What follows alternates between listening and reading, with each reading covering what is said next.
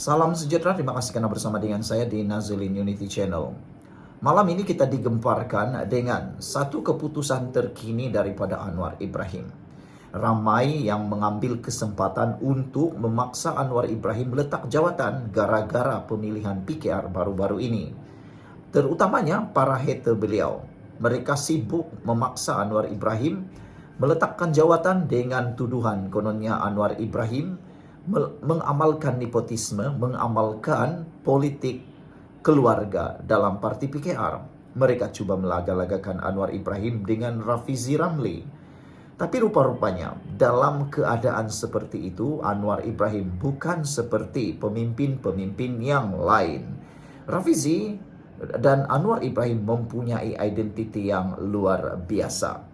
Beliau tidak mengeluh, beliau tidak letak jawatan, tetapi beliau sanggup meneruskan tanggung jawab sebagai Perdana Menteri. Anwar Ibrahim menegaskan, saya akan teruskan tanggung jawab sebagai Perdana Menteri tanpa gangguan kompromi. Keputusan Muktamad Anwar Ibrahim ini memang akan mengecewakan ramai orang, terutamanya para pembenci beliau. Dalam pada itu, Datuk Seri Anwar Ibrahim menyatakan bahawa beliau menegaskan akan meneruskan tanggung jawab sebagai Perdana Menteri tanpa gangguan maupun kompromi. Selepas Mahkamah Tinggi Kuala Lumpur memutuskan menolak permohonan Anwar Ibrahim tentang rujukan 8 persoalan undang-undang, 8 persoalan undang-undang ke Mahkamah Persekutuan. Sebelum kita teruskan ulasan kali ini, saya nak kongsi dengan anda tentang satu produk, Transfer Factor for Life. Produk ini sangat bagus. Secara ringkasnya, kita kena penyakit, kena daya imun badan kita yang lemah. Kita juga sembuh kena daya imun badan kita yang menjadi kuat. Untuk mendapatkan kekuatan imun badan itu, makan produk ini. Produk ini sangat baik, halal, dan juga lulus KKM. Ianya telah akan meningkatkan daya imun badan kita sehingga 400% dan mendidik imun badan kita melawan daripada dalam bagi menyembuhkan kita. Kita sembuh bukan kena ubat semata-mata, tetapi disembuhkan total oleh kekuatan daya imun badan kita. Jadi cepat dapatkan produk ini melalui nombor telefon yang tertera. Saudara-saudara sekalian, Anwar Ibrahim menyatakan keputusan yang luar biasa dan tegas. Anwar Ibrahim sebelum itu memohon untuk merujuk 8 persoalan undang-undang ke Mahkamah Persekutuan, antaranya sama ada Perdana Menteri mempunyai imuniti terhadap tindakan undang-undang. Dalam pada itu, apa yang menggemparkan kita ialah Anwar Ibrahim mempersoalkan 8 persoalan undang-undang ke Mahkamah Persekutuan, antaranya sama ada Perdana Menteri imuniti terhadap saman. Sebenarnya pada pendapat saya, apa yang Anwar lakukan ini sebenarnya untuk memberikan duluan kepada banyak orang. Jadi selepas ini, Anwar Ibrahim selepas kalah di dalam mahkamah baru-baru ini, maka berita buruk kepada semua Perdana Menteri selepas ini, kamu tiada imuniti. Sebenarnya inilah yang bagus. Saudara-saudara sekalian, Anwar memohon Mahkamah Persekutuan menjawab persoalan termasuk sama ada perkara-perkara yang muktamad seperti perkara 38, 49 dan apalagi itu perkara-perkara yang berkaitan 40, 39, 43. Adakah seorang Perdana Menteri yang sedang memegang jawatan ada imuniti untuk disaman? Jadi selepas ini peringatan kepada semua Perdana Menteri, Anda tidak ada kekebalan.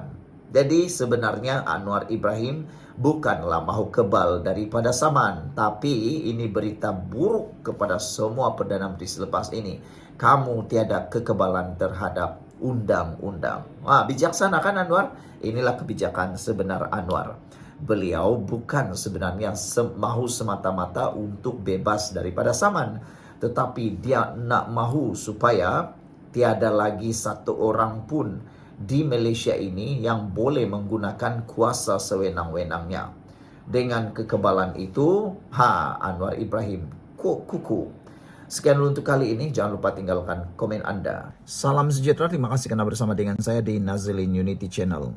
Benarkah KJ akan masuk kabinet? Adakah ini satu peluang reformasi atau perjudian politik? Ramai orang yang tertanya-tanya tertunggu-tunggu apa langkah seterusnya dalam drama politik Malaysia yang sedang panas berlaku ini, khususnya melibatkan kerajaan perpaduan pimpinan Anwar Ibrahim. Ada yang menjangkakan KJ akan masuk kabinet, tapi ada juga yang mengatakan bahwa KJ tidak akan masuk kabinet. Agak-agak mana satu yang akan sesuai bagi KJ? Pada pendapat anda semua, mana satukah yang paling sesuai untuk KJ? Tetap berehat dan keluar sekejap, ataupun dah mula masuk semula? Tuliskan di ruangan komen. Khairi Jamaluddin masuk kabinet, peluang reformasi atau perjudian politik? Ketika Khairi Jamaluddin sudah menjenamakan semula dirinya lebih daripada sekadar ahli politik, muncul cakap-cakap politik yang mendakwa bekas menteri dan ketua pemuda UMNO itu bakal menyertai kabinet. Dia seolah-olah menjadi orang terbuang sebelum dipecat daripada UMNO pada akhir tahun 2023 selepas berseteru dengan Presiden parti itu Ahmad Zahid Hamidi. Sebelum itu, ketika PRU, dia dibawa keluar dari kerusi selamat di Rembau Negeri Sembilan untuk bertanding di kerusi selamat untuk Pakatan Harapan PH, iaitu di Sungai Buloh. Walaupun memberikan saingan sengit, Khairi gagal merampas kerusi berkenan. Dia kalah kepada bekas Bendahari Agung MIC, R. Ramanan, yang bertanding sebagai calon PKR PH. Saudara, apa pendapat anda? Layakkah Rafizi masuk dalam KJ masuk dalam kabinet terkini? Sebelum kita teruskan ulasan kali ini, saya nak kongsi dengan anda semua satu produk yang paling terbaik yang ada dalam hidup saya, yaitu tentang Transuvector for Life. Produk ini bukan obat, produk ini ialah produk yang meningkatkan daya imun badan kita. Secara ringkasnya, kita kena penyakit karena daya imun badan kita yang lemah. Kita kena penyakit kerana imun badan kita yang bodoh. Apabila imun badan kita rendah dan imun badan kita jadi bodoh, kita akan kena penyakit. Tetapi berita baiknya ialah apabila imun badan kita dikuatkan semula, dididik menjadi bijaksana, badan kita akan sembuh daripada semua jenis penyakit. Jadi tujuan produk ini ialah meningkatkan daya imun badan kita. Jangan tunggu sampai badan kita dah tak larat lagi nak sembuh, barulah kita terhege-hege nak mencari produk di sana sini. Jawapan sudah ada di mata depan kita. Jawapan sudah ada di hadapan kita, di mata kita. Kenapa nak tunggu lagi? Ambil peluang ini, hubungi nombor yang tertera. Baiklah, saya nak cerita sekarang tentang penganalisis politik menyatakan, P. Sivarumurugam Pandian menyatakan bahawa beliau menganggap kabar angin Khairi akan kembali sebagai menteri sebagai simbol usaha pemodenan dan penjenamaan semula UMNO bagi menarik pengundi UMNO yang muda, pengundi bandar dan kelompok sederhana. Ahli akademik di Universiti Sains Malaysia itu berpendapat, andainya pemimpin UMNO bersedia menerima semula Khairi Jamaluddin 49 tahun dan tidak menganggap tokoh itu sebagai ancaman, ia boleh menjadi langkah pendamai untuk merapatkan jurang dalam parti. Khairi dilihat sebagai individu yang pandai berbicara, progresif dan memahami isu semasa. Namun dia perlu meyakinkan barisan pemimpin lama supaya mereka tidak melihatnya sebagai ancaman. Sebaliknya, rakan dalam perjuangan parti dan negara, katanya pada Malaysia kini. Sivamurugan juga menyatakan bahawa Khairi sudah membentuk naratif dan mendapat pengiktirafan kukuh melalui media. Namun, peranan sebagai menteri memerlukan tokoh berkenan lebih daripada itu. Khairi, kata Sivamurugan, perlu menunjukkan kesungguhan dan kesanggupan politik dinamik dan mendapat kepercayaan orang ramai. Ia juga boleh dilihat sebagai kesediaan kerajaan untuk memberi peluang kedua dan menghargai merit melalui pendekatan yang lebih inklusif, pragmatik dan berorientasikan reformasi, katanya. Menurut Sivamurugan lagi, jika peluang yang disebut-sebut ini muncul, Khairi wajar melihatnya sebagai kemunculan semula daripada cuti politik seperti yang pernah dilalui oleh bapa mentuanya Allahyarham Abdullah Ahmad Badawi. Untuk rekod, suatu ketika dulu Abdullah pernah terbuang daripada arus perdana UMNO di sebalik jawatannya yang kanan dalam politik parti itu. Ekoran memilih untuk bersama kem Tengku Razali Hamzah yang mencabar Dr. Mahathir pada tahun 1987. Di sebalik posisinya sebagai naib presiden, Abdullah hanya menyertai kabinet 3 tahun kemudian sebelum menjadi Perdana Menteri pada 2003. Ketua penyelidikan di firma O2 Research, Anis Anwar, berkata reaksi rakyat terhadap kabar angin kemasukan semula Khairi ke kabinet bergantung kepada peranan yang bakal dimainkan.